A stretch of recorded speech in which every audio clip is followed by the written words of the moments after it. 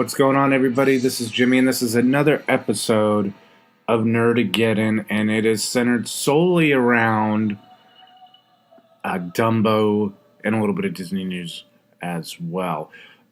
So, Dumbo comes out this Friday. We will actually be traveling to Disneyland and then on a Disney cruise to Mexico. So, don't exactly know when we're going to see it. I've been told that they will have it on the ship for us to see, actually. So at some point over the next week, I will get to check it out. But we have a bunch of bonus footage for you to kind of get in the mood to watch Dumbo. And first and foremost, let's take a listen to Tim Burton talk about the world of Dumbo and why he wanted to. Dumbo was trying to create the feeling of what I remember when I first experienced Disney movies, where you experience emotion, joy, and humor all in one thing. With the artistry of Tim Burton, it's always good to have a movie that's got spirit and light and magic. It's a special thing to be in a Tim Burton movie like Dumbo. He's working on another level that I've not seen before. It's a luxury to have real sets, which is quite rare these days. The set was enormous. This was unbelievable. Tim Burton's ability to create a world that speaks to the child that's still alive in me. What is it exactly that we do here? We make the impossible possible. Being at Disney, I always wanted my own amusement park. And so we got to build it. Yeah, it was fun to create this big and colorful circus, and it was incredible to see them all come together. It's a great world to live in. This has such an extraordinary visual life to it. Dumbo is big, it's brash, it's pure magic. Show 'em.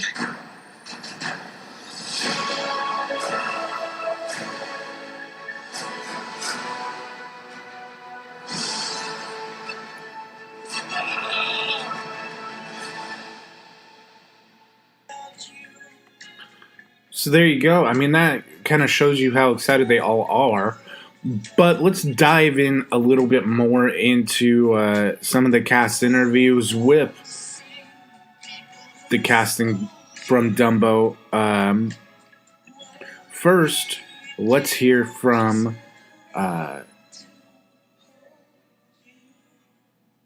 Michael Keaton. Sorry. Michael Keaton and Tim Burton about even more of their experience of putting this film together. Tell me your relationship with the original Dumbo. Well, it's secret. I mean, it's private, but my Dumbo and my relationship. The first time I saw it, was probably those little books, and I remember it. Yeah, I probably literally saw a version of it on a television screen. I don't think where I grew up. I don't think I saw it on a big screen until later. And I remember imagery from the movie Fantasia, some of that in there, and then, but the first one was probably like those little golden books, I think. What makes Tim Burton the great fit to bring this to life? I don't think he is. I think it was horrible.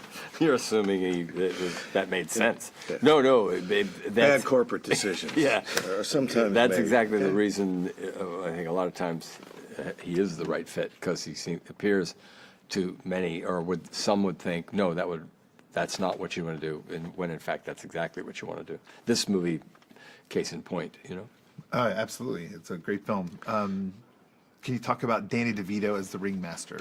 Yeah, well, it's, as I said to Danny, this finishes the Danny DeVito circus trilogy because Batman Returns, yes, Big Fish, and then this. So I said, I had to say, Danny, look at this will finish your trilogy, and no, it's great, And like I said, with Michael and Danny and like Eva and Alan Ark, people that it was really, really nice and special for me to work. Especially Mike, I hadn't seen for like 20 years, so it's like so beautiful to see him, work with him, and almost like pick it up right where we left off. That was weird. That was the weirdest feeling to me of all. Was after all that time, it's like, oh yeah, great, let's do it. Was his attachment to this one of the reasons you came to the film? The reason. The reason. Yeah, not like I would have, said no. I'm not doing it. But I wasn't actually looking to go to work. To be honest with you, but yeah, I figured that no, this is always honestly, it's always a good time. There's a point below which, I mean, it's hard. Making movies is hard. So there are days that are grinding and everybody's tired and it's hard and it's hectic. But I've yet to have a bad experience working on a Tim Burton movie. Awesome. But, Awesome. But like childbirth, memory is short. What makes Michael Keaton a good fit for the man behind Dreamland? And Well, all of its because complexities? the times I worked with Michael, okay, one of the things I always loved about him was you didn't know. It's like, because I was new to like show business, right? And so here's this guy, and it's just like a live wire, improvisational. You don't know quite what's going to happen. Very exciting to work with that way, That's why he was Batman. He's like, we go, oh, Bat. It's like, well, yeah, look at him, yeah, and Beetlejuice. So he's got a certain kind of freedom of just excitement. You don't know what's going to happen, and I really like that, and he gets like from between Batman and Beetlejuice, he gets sort of the sociopathic kind of people and behavior. It's true. Dumbo illustrates the importance of inclusion, acceptance, differences, kindness. Yep. Do you guys want to talk on? Yeah, well, Yeah, how I that agree with all that. resonates? See, Yeah. that's the thing. Disney movies always set a very simple fable in a kind of a nicely, package. And so for me, those themes were exactly right. That's what Dumbo symbolizes. A little creature doesn't quite fit in. Dealing with things. Finding his place in the world, like all the human characters, trying to find who they are, find a family, acceptance, all different forms of family, whatever that is, and that was the beauty of it. And all those things you mentioned are in short supply these days. So there you go. Danny Elfman's score.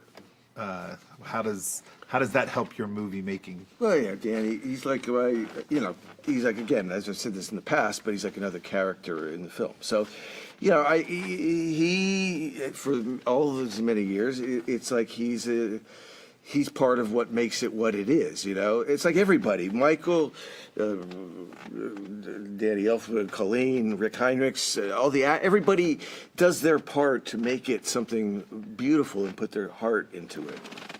Yeah, Danny's pretty. I mean, I'm sure that's true, but I'm not being humble here. Danny's like on a whole other level in terms of being like you go. Yeah, that's part of the fabric for sure, and Colleen as well. I'm sure, and Yeah. What do you want audiences to take away from seeing this film? all those qualities that I said are in short supply, if you ask me. Yeah, I mean, again, we try to present it in a different way. It's just sort of a meditative. Just like for me, what Disney movies used to do for me was, as a child, I go and learn about things and feel feelings that I didn't quite know. And it's how you learn about life in a sort of abstract way. So there's Michael Keaton. There's Tim Burton.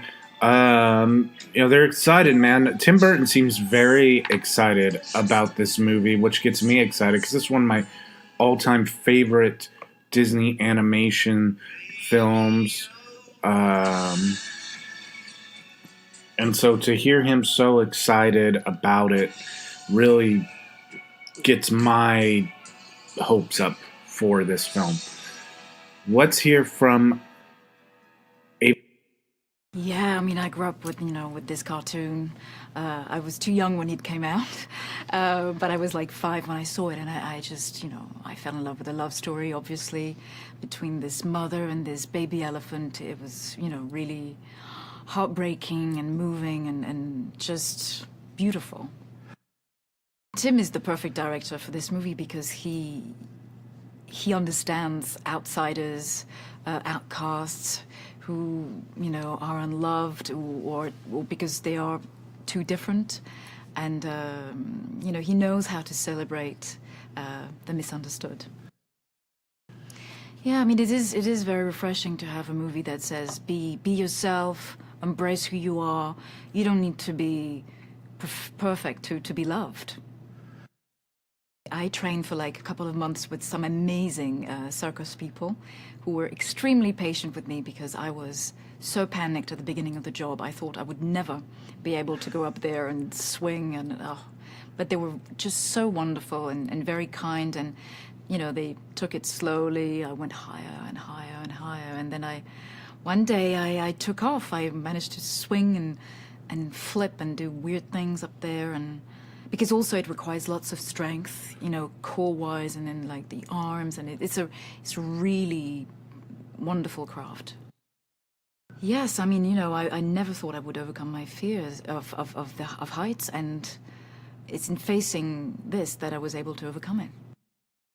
I mean, it's such a visual story, and the costume was very, very important, and Colleen Atwood is, of course, a genius, and she kind of like made those very rich, vibrant costumes, like very theatrical, dramatic, with lots of feathers. And then I think my favorite looks are the performance outfits. Is those big skirts and headdresses, and I felt like a Disney princess. All that was missing was a wand, maybe.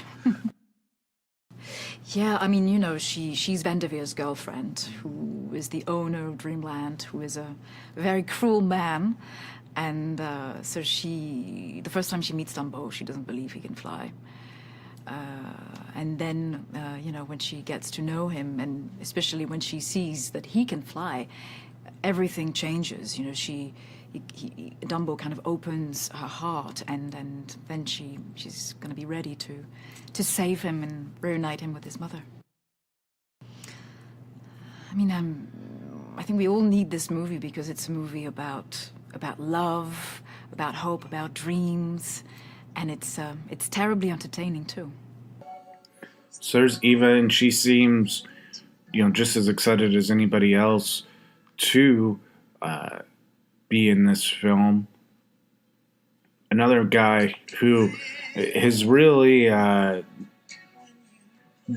been in a ton of like these rip your heart out roles in Disney movies lately is Colin Farrell. So let's take a listen to what he had to say about working on the Disney films that I remember as a child were Aristocats, Lady and the Tramp, Jungle Book, 101 Dalmatians. I didn't see this until I knew I was doing this film, and then I saw it, but I loved it. I loved the original. Well, Tim seems to have a really keen passion, compassion, sensitivity for the struggles and the journey of the outsider. Whether it's Edward Scissorhands or Ed Wood, people who go against the grain. And Dumbo certainly goes against the grain, but not only Dumbo. Dumbo's surrounded by a plethora of characters who are all circus performers, and circus performers were, while they were central to the experience of certain communities in America at that time as they traveled across the country, they were traveling across the country because they were outsiders and they were people that weren't kind of fitting in with what was perceived as the norm. So I think that's Tim very much as a filmmaker. He's an incredible visualist as well. Of course, he's an amazing artist, and he brought great life and color and sound to this world. But I think more than anything, he has with that kind of potent imagination he also has a deep sensitivity that works for the story. Difference and inclusion and kindness, or inclusion and kindness and difference, or inclusion and difference and kindness, are really important things. I think there are three. If we could kind of pay attention to those three things you just mentioned: inclusion and the importance of it, difference and the inevitability but acceptance of it, and kindness, the proliferation of it. If we spent our time on those three things, we would be in much better shape as a race of people than we are today. So I think those themes are, at the center of this film. Even in relation to the character I play and his relationship to his children, and just accepting them for who they are, because he's trying to be a dad and he doesn't know how to be a dad, and he's trying to resist at times, or get them to resist their natural instincts and tell them what they should do. And we see in this, you got to give your kids structure, but his journey is about accepting his children for how magic and unique and individual they are. He's just adrift at the start of the film. He's lost his wife. He doesn't know how to be a parent. He comes back, all his horses are sold. He's not the man he was physically, emotionally, or psychologically that he was before he left for the war. And just the most obvious difference is this is live action, and the first film was in animation, and although there are certain artist renderings that are offered up in this film that didn't exist and were done after we finished the shoot, principal photography. This world expands on the original world. The original world is very much circus. It's not human. It's all about the animals. We see human beings, but it's usually their bodies down or just in great numbers in the background as the crowd. This brings in the human component of the story while keeping Dumbo front and center. I mean, Dumbo is the conduit for all the change, for the bringing down of the nefarious evil character and the rising up of the people who are genuinely struggling to make themselves better. So it kind of just expands on what was there originally, but honors as well the tone and the theme of the original animated film.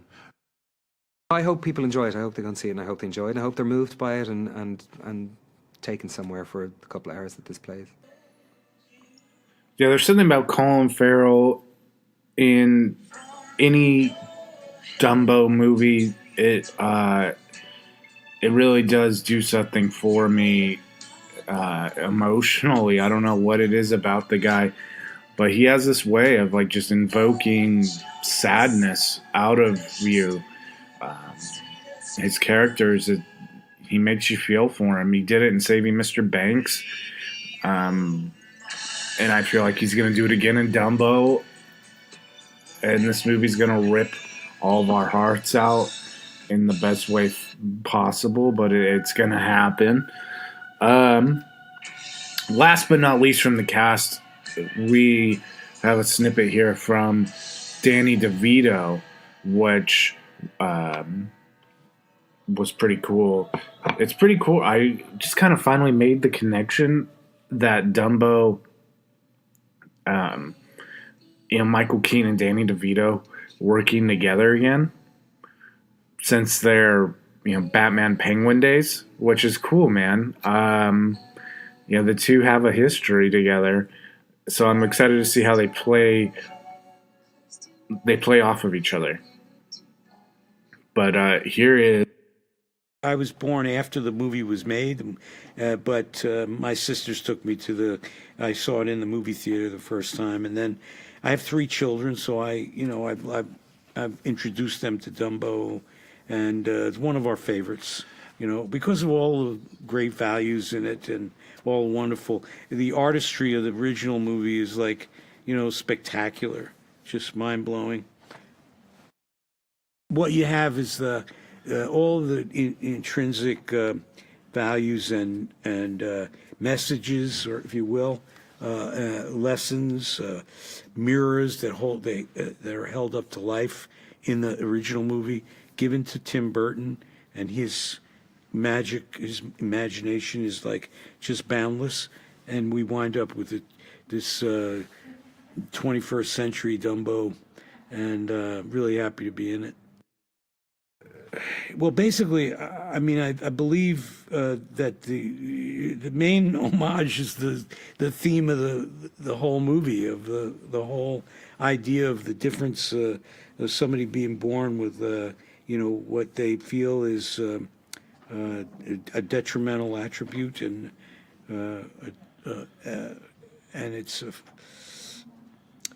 it's turned into something that's positive and life affirming. And Tim has kept all the great aspects of Dumbo and brought him into the 21st century. Our movie is spirited, up, positive, funny, energetic, and it has all those values that were in the original. And we also bring other things into it, like we're talking about animal captivity and whatnot. And I feel like our new Dumbo has dealt with that in a really positive way. And in Max Medici's Family Circus now, we have no animals now. We just have clowns and jugglers and people like me. And so there you go, man. There is Dumbo in all of his glory, the cast rather. But now, to get you even more excited, here is some clips from the movie, audio clips. You can see all these on our YouTube and Orphan Network seasonal show channels. Facebook page. They are up there for you to check out right now. But here's a little audio preview for you to get even more excited about Dumbo. Don't be scared. Don't be scared now. Your mama's right outside.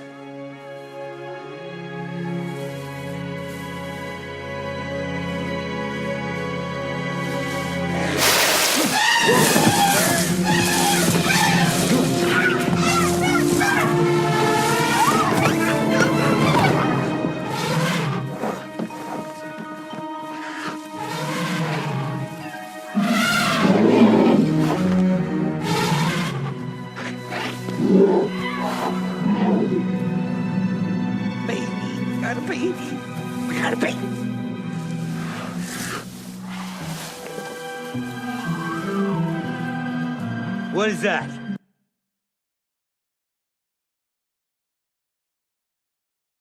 Baby Jumbo, look at me. Do what I do. Blow.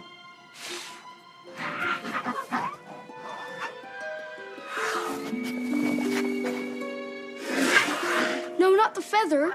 Your ears. Blow. He thinks it's a game.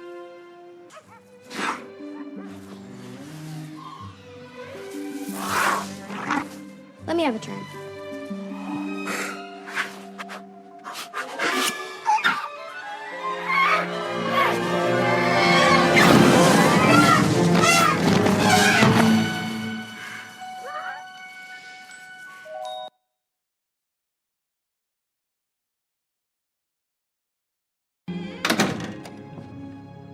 I would like to offer you a drink, but I'm all out of bourbon,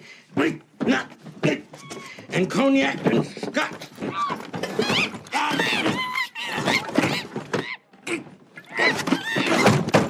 Not now. Is that a monkey in your desk? Just for emergencies. Look, Mr. Vanderveer, I probably should tell you, the elephant is not for sale. Dumbo will only fly for the Medici Circus. That's assuming he is real.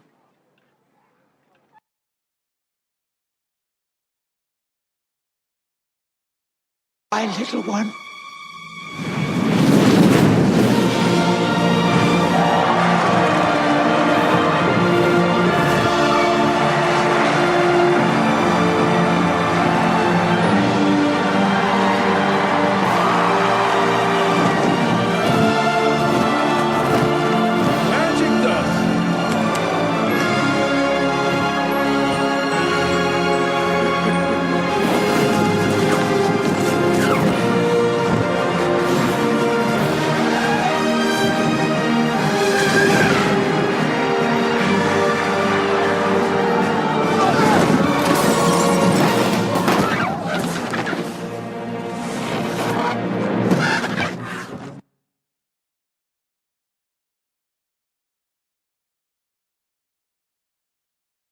Welcome. For the record, this was not my idea. Dumbo works alone. So do I. Bonjour, Millie, Joe. And you? Charming. Well, maybe he doesn't recognize you without your makeup.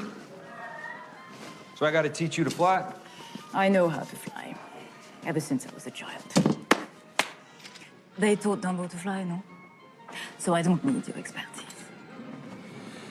All right.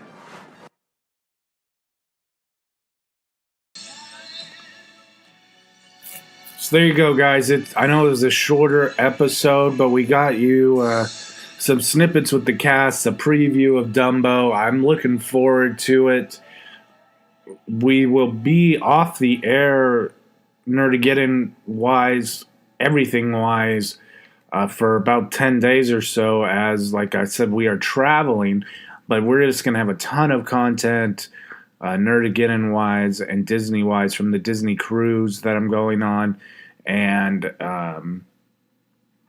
bunch of stuff to talk about on the Nerdageddeon podcast, theme park and cruise, fashion wise.